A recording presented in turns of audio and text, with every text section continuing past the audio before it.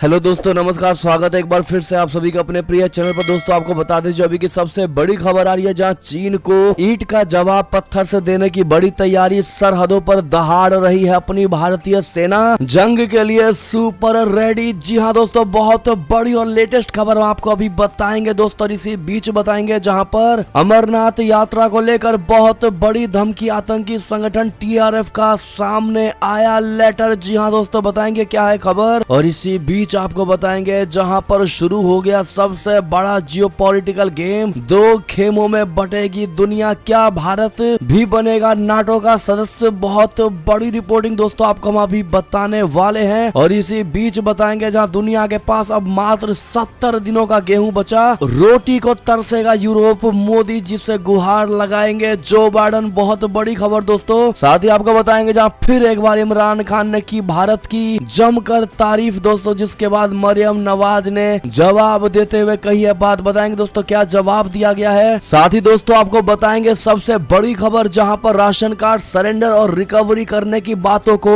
योगी सरकार ने साफ कहा है अफवाह। जी हाँ दोस्तों, बहुत बड़ी खबर। और केंद्रीय मंत्री नितिन गडकरी जी ने ऐसी घोषणा कर दी है दोस्तों की कार बाइक चलाने वालों की हो गई बल्ले बल्ले। बताएंगे दोस्तों क्या घोषणा किया इन्होंने। तो हर एक तरह की जानकारी हम आपको अभी बताने वाले हैं, तो आराम से बने रहेगा वीडियो के अंत तक। और अभी खबरों में आगे बढ़ने से पहले हमेशा की तरह मानते हैं कि मोदी जी है तो हर चीज संभव है। भारतीय सेना है तो अपना देश गर्व से जी रहा है और आपको भी भारतीय होने पर शान है दोस्तों। और मानते हैं भारत देश नंबर 1 देश और भारत की विदेश नीति सबसे बेस्ट सबसे टॉप की। तो इस वीडियो को भी कर दीजिए लाइक, चैनल को कर दीजिए सब्सक्राइब, बेल आइकन दबाइए, साथ ही कमेंट बॉक्स में लिख दीजिएगा जय हिंद। जी हाँ दोस्तों, तो चलते हैं पहली और सबसे बड़ी खबर की तरफ, जहां पर चाइना को ईंट का जवाब पत्थर से देने की बड़ी तैयारी। सरहदों पर दहाड़ रही है अपनी भारतीय सेना, जंग के लिए है सुपर डुपर रेडी। जी हाँ दोस्तों, भारत और चीन के बीच सैन्य गतिरोध बना हुआ है। ये हालात पिछले 2 साल से हैं। अब चीन के साथ लगी सीमा पर गर्मी और बढ़ गई है दोस्तों। भारतीय सेना जंग के हालातों वाली तैयारी में जुट गई है। लद्दाख सेक्टर में नया इंफ्रास्ट्रक्चर भी बनाया जा रहा है। चीन को ईंट का जवाब पत्थर से देने के लिए सेना किसी भी मोर्चे पर कमी नहीं छोड़ना चाहती है दोस्तों। इस बारे में सरकारी सूत्रों ने अहम जानकारी दी है। उन्होंने बताया है कि लाइन ऑफ एक्चुअल कंट्रोल यानी वास्तविक नियंत्रण रेखा के पास इंडियन आर्मी और इंडो तिब्बत बॉर्डर पुलिस बोले तो ITBP संयुक्त सैन्य अभ्यास कर रही है दोस्तों। और इसका मकसद समन्वय को बढ़ाना है। लद्दाख से लेकर अरुणाचल प्रदेश तक भारतीय सुरक्षा बल सैन्य अभ्यास में जुट गए हैं। इस कवायद की मंशा जंग के लिए ज्यादा से ज्यादा तैयार रहना है। जी हाँ दोस्तों, हाल में भारतीय सेना और ITBP ने चीन के साथ लगे उत्तराखंड बॉर्डर पर संयुक्त सैन्य अभ्यास किया था। इसका कोड नेम था IBX और ये अभ्यास आपस में बेहतर कोऑर्डिनेशन के लिए किया गया था। बहुत बड़ी खबर दोस्तों, सूत्रों ने बताया है कि चीनी सेना भी सैन्य अभ्यास में जुटी हुई है। उनकी आर्मी बटालियन नियमित रूप से आती है। दुश्मन की हर हरकत पर करीब से नजर रखी जा रही है दोस्तों। देखा गया है कि उनकी बटालियन ट्रेनिंग क्षेत्रों में नियमित अंतराल पर आती है। ये पुरानी बटालियन की जगह लेती है। सूत्रों के अनुसार चीन ने LAC के आसपास काफी ज्यादा इंफ्रास्ट्रक्चर तैयार कर लिया और यहाँ सैनिकों के लिए स्थायी आवास तैयार कर दिए गए हैं। बहुत बड़ी खबर दोस्तों। भारत की बात करें तो सैन्य बलों की तैनाती में भी भारत ने बहुत बड़ा फेरबदल कर दिया है दोस्तों। LAC के पास अतिरिक्त बल को तैनात किया गया है। चीन की किसी हिमाकत का जवाब देने के लिए ये कदम उठाया गया है। लेह से लेकर पूर्वी लद्दाख तक इंफ्रास्ट्रक्चर को मजबूत किया गया है। ऐसे में दोस्तों अपने भारतीय सेनाओं को परीक्षाओं और जंग से भरे एक एक पल को दोस्तों ऑल द बेस्ट कहना मत भूलिएगा, ताकि हर जंग में और हर परीक्षा में वो पास हो सके और जंग में दुश्मनों को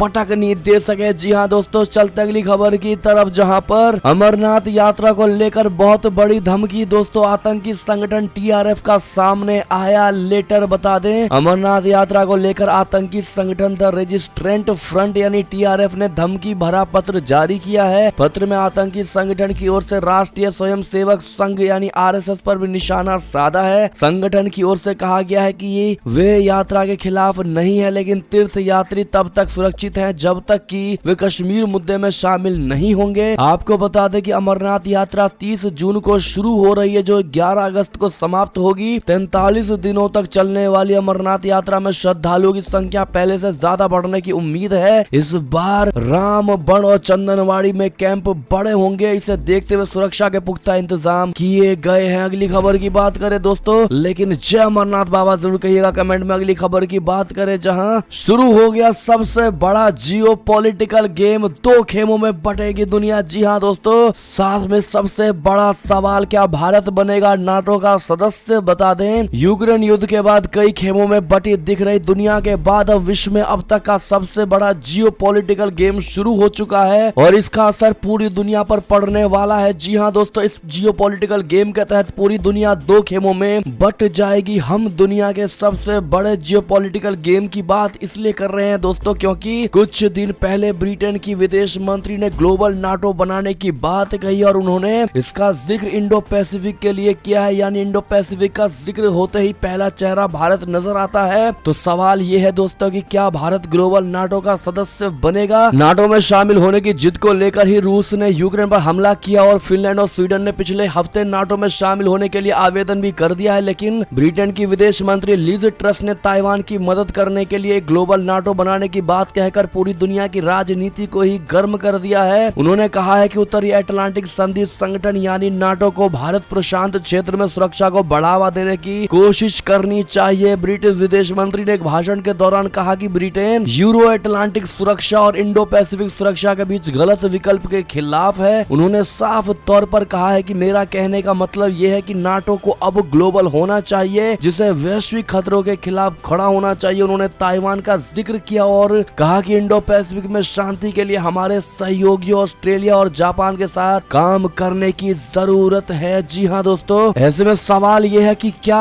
बनाया जाएगा ग्लोबल नाटो? जी हाँ दोस्तों, ब्रिटेन की विदेश मंत्री ने एक तरह से साफ कर दिया है कि अब एक ग्लोबल नाटो का गठन किया जाएगा। लेकिन सवाल यह है कि अगर ग्लोबल नाटो का निर्माण किया जाएगा तो फिर उसमें किन किन देशों को शामिल किया जाएगा और क्या इसमें दुनिया के सभी देशों को शामिल किया जा सकता है? और अगर ऐसा हुआ दोस्तों तो फिर ग्लोबल नाटो लड़ेगा किसी से? एलियन से? ऐसे में ब्रिटेन मंत्री के दोस्तों इस बात में क्या आपको दम लगता है? कमेंट करके जरूर बताइएगा आपकी क्या निजी राय है इस पर। चलते अगली खबर की तरफ, जहां दुनिया के पास अब मात्र 70 दिन का गेहूं बचा है दोस्तों। रोटी को तरसेगा यूरोप, मोदी से गुहार लगाएंगे जो बाइडन। बता दें, यूरोप की रोटी की टोकरी कहे जाने वाले यूक्रेन पर रशिया के हमले में खाद्यान्न सप्लाई को लेकर हालात भयानक होते जा रहे हैं। इस महासंकट पर संयुक्त राष्ट्र ने चेतावनी दी है कि दुनिया के पास मात्र 10 सप्ताह यानी 70 दिन का ही गेहूं शेष बचा है और ये साल 2008 के बाद अपने सबसे निचले स्तर पर पहुंच गया है। संयुक्त राष्ट्र ने कहा कि दुनिया में खाद्यान्न का ऐसा संकट एक पीढ़ी में एक ही बार होता है। इस बीच अब दुनिया की निगाहें जापान में होने जा रहे क्वाड देशों की बैठक पर टिक गई है दोस्तों, जहां गेहूं संकट का मुद्दा प्रमुखता से उठ सकता है। भारत के गेहूं के निर्यात पर बैन से अमेरिका समेत यूरोपीय देश टेंशन में आ गए हैं दोस्तों। और अमेरिका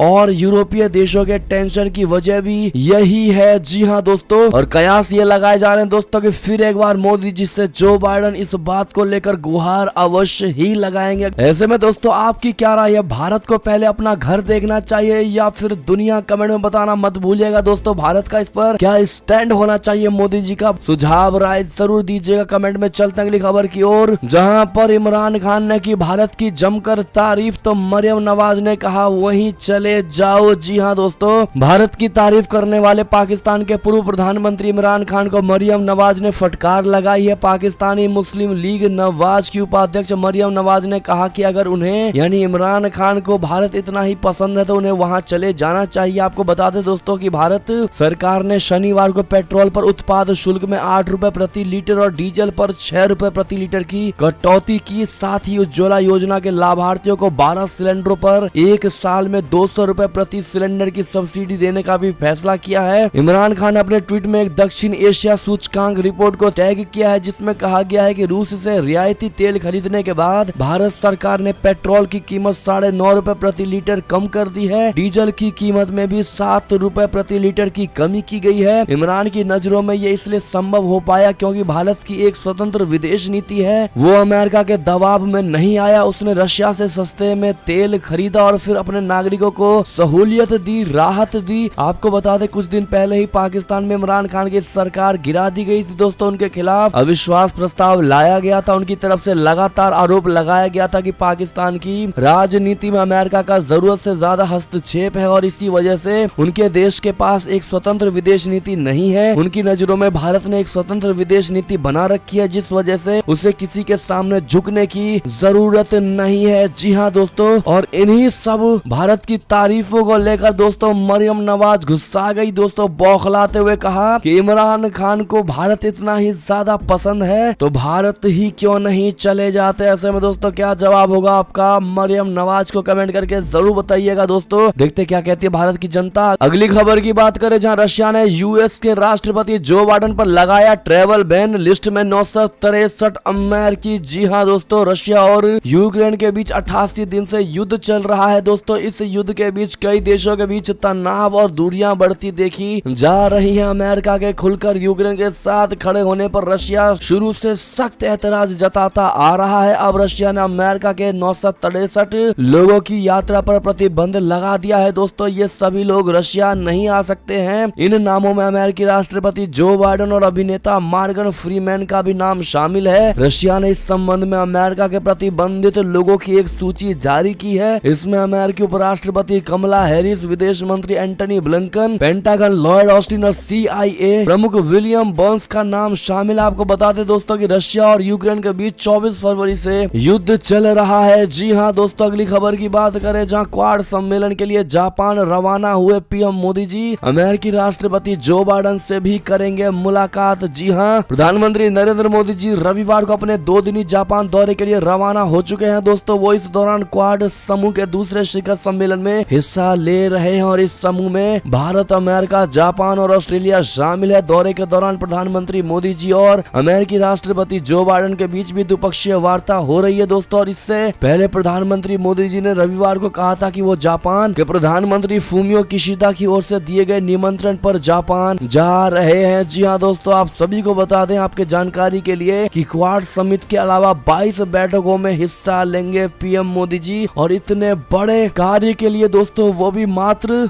2 दिन में कर पाना मोदी जी ही कर सकते हैं दोस्तों। ऐसे में उनको ऑल द बेस्ट जरूर कह दीजिएगा दोस्तों। अगली खबर की बात करें, जहां पर इमरान खान ने शहबाज शरीफ की सत्ता उखाड़ फेंकने के लिए लॉन्ग मार्च का किया ऐलान। 25 मई को घेरेंगे इस्लामाबाद को। जी हाँ दोस्तों, पाकिस्तान के पूर्व प्रधानमंत्री इमरान खान ने लॉन्ग मार्च की तारीखों का ऐलान कर दिया। इमरान खान ने ये लॉन्ग मार्च शहबाज शरीफ सरकार को घेरने और जल्द से जल्द देश में चुनाव कराने के लिए करेंगे। पाकिस्तानी तहरीक इंसाफ पार्टी के अध्यक्ष इमरान खान ने ऐलान किया है कि वो 25 मई को इस्लामाबाद में अपने समर्थकों के साथ 3 बजे श्रीनगर हाईवे पर इकट्ठा होंगे। इस दौरान सब कुछ बंद किया जाएगा। जी हाँ दोस्तों, इमरान खान ने PTI कोर कमेटी की बैठक के बाद पेशावर में एक प्रेस कॉन्फ्रेंस में लॉन्ग मार्च के तारीखों की घोषणा की। इमरान खान ने मांग की है कि सबसे पहले केंद्रीय असेंबली को भंग किया जाए, इसके साथ ही चुनाव की तारीखों का ऐलान किया जाए। इस दौरान इमरान खान के शाह महमूद कुरैशी समेत कई PTI नेता भी मौजूद थे। इमरान खान ने कहा कि जब पाकिस्तान बेहतर स्थिति में आ रहा था तभी सत्ता परिवर्तन किया गया। जी हाँ दोस्तों, बहुत बड़ी खबर। अगली खबर की बात करें, जहां भारत ने फिर दिखाई दरिया दिली, इस देश को भेजा राहत सामग्री से भरा हुआ जहाज। जी हाँ, संकट ग्रस्त श्रीलंका के लोगों के लिए चावल, जीवन रक्षक दवाइयों, दूध पाउडर जैसी जरूरी राहत आपूर्ति लेकर एक भारतीय जहाज रविवार को कोलंबो पहुंचा और इस खेप को वहां की सरकार को सौंप दिया गया। भारतीय उच्चायुक्त गोपाल बागले ने ये खेप श्रीलंका के विदेश मंत्री GL पीरीज को सौंपी। इसमें 9000 मीट्रिक टन चावल, 50 मीट्रिक टन दूध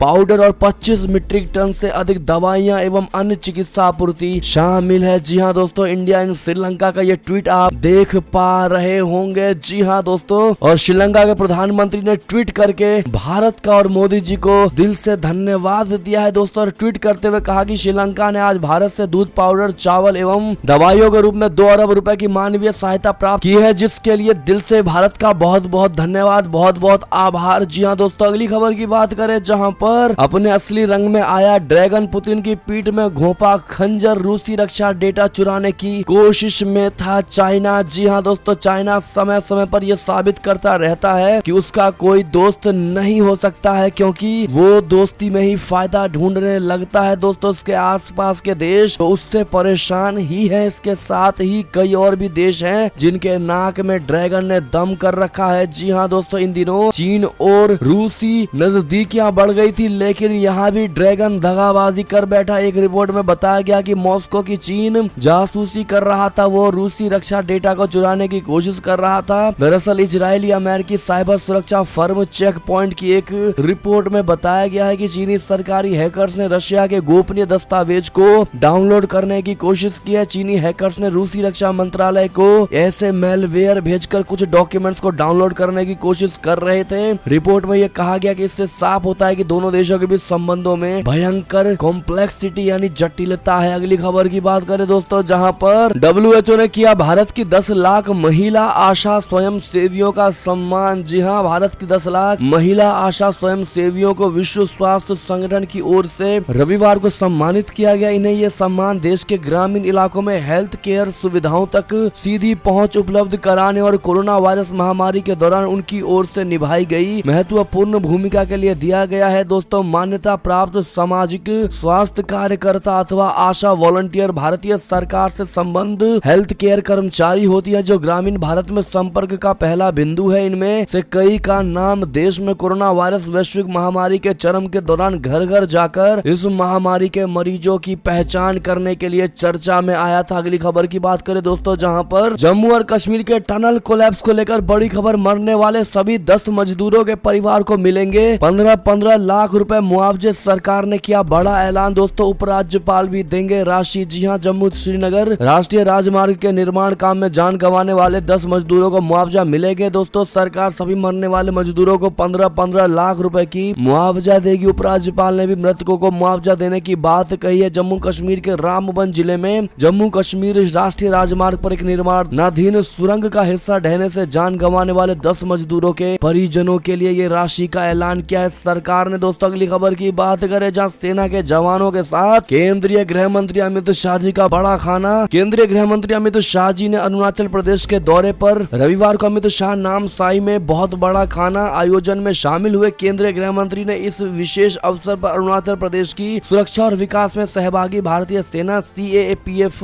ब्रो और NHIDCL के कर्मियों के साथ भोजन किया। जी हां दोस्तों, केंद्रीय गृह मंत्री अमित शाह जी के नामसाई में बड़ा खाना आयोजन में शामिल होने से जवान खासे उत्साहित दिखाई दिए। ITBP, CRPF और असम राइफल्स के कर्मियों ने अमित शाह जी के साथ खाना खाते हुए उनसे बातचीत करके अपना अनुभव भी शेयर किया। जी हां दोस्तों, चलते अगली खबर की तरफ, जहां पर ज्ञानवापी रो के बीच सरकार ने दिया कुतुब मीनार परिसर में खुदाई का आदेश। हिंदू संगठनों का दावा, इसमें विष्णु स्तंभ है। जी हां दोस्तों, उत्तर प्रदेश के वाराणसी में स्थित ज्ञानवापी मस्जिद को लेकर चल रहे विवाद के बीच भारत सरकार के संस्कृति मंत्रालय ने ASI को कुतुब मीनार परिसर में खुदाई का आदेश दिया है। ज्ञानवापी मस्जिद के सर्वे के बाद दिल्ली के कुतुब मीनार को लेकर विवाद खड़ा हो गया है। दोस्तों, हिंदू देवी देवताओं की मूर्तियां मिलने का हवाला देते हुए ये वादा किया जा रहा है कि कुतुब मीनार को हिंदू शासक राजा विक्रमादित्य ने बनवाया था। अब संस्कृति मंत्रालय ने भारतीय पुरातत्व सर्वेक्षण को कुतुब मीनार में खुदाई करने का आदेश दिया है। इसके साथ ही वहां मिले प्रतिमाओं की आइक्रोनोग्राफी के लिए कहा गया है। इस पर आपका क्या टेक होगा दोस्तों, कमेंट में हमको लिखकर जरूर बताइएगा। प्लीज वीडियो जिन्होंने लाइक नहीं किया, एक लाइक जरूर कर दीजिएगा। दोस्तों, अगली खबर की बात करें, जहां पर CM योगी जी का बड़ा बयान, कहा यूपी में 5 वर्षों में पिछले 70 वर्षों से भी ज्यादा निवेश कराया। जी हां दोस्तों, CM योगी आदित्यनाथ जी ने कहा कि यूपी में 70 वर्षों में जितना निवेश नहीं हुआ था उससे कहीं ज्यादा निवेश बीते 5 वर्षों में हमने किया है। आगामी 3 जून को प्रधानमंत्री नरेंद्र मोदी जी लखनऊ आ रहे हैं। दोस्तों, उनके माध्यम से 75,000 करोड़ के निजी निवेश को आगे बढ़ाया जाएगा। मुख्यमंत्री रविवार को राष्ट्रीय स्वयंसेवक संघ बोले तो RSS के मुखपत्र पांचजन्य के कॉन्क्लेव में बोल रहे थे। उन्होंने कहा कि यूपी में अब तक 3 लाख करोड़ रुपए का निवेश हो चुका है। बहुत बड़ी खबर दोस्तों। अगली खबर की बात करें, जहां अखिलेश से नाराजगी के सवाल पर भर आया आजम खान का गला, इशारों इशारों में कह दी बहुत बड़ी बात। बता दें, समाजवादी पार्टी के राष्ट्रीय अध्यक्ष अखिलेश यादव से नाराजगी को लेकर पूछे गए सवाल पर आजम खान का गला भर आया। दोस्तों, उन्होंने कहा कि नाराजगी की कोई वजह मुझे समझ में नहीं आती है, क्योंकि नाराज होने के लिए कुछ आधार चाहिए। मैं खुद ही निराधार हूं, तो आधार कहां से आएगा। तो वहीं उन्होंने कहा कि मुझे जो मिला है वो न्यायपालिका से मिला है, तभी तो मैं यहाँ पर खड़ा हूँ। समाजवादी पार्टी के सीनियर नेता और रामपुर से विधायक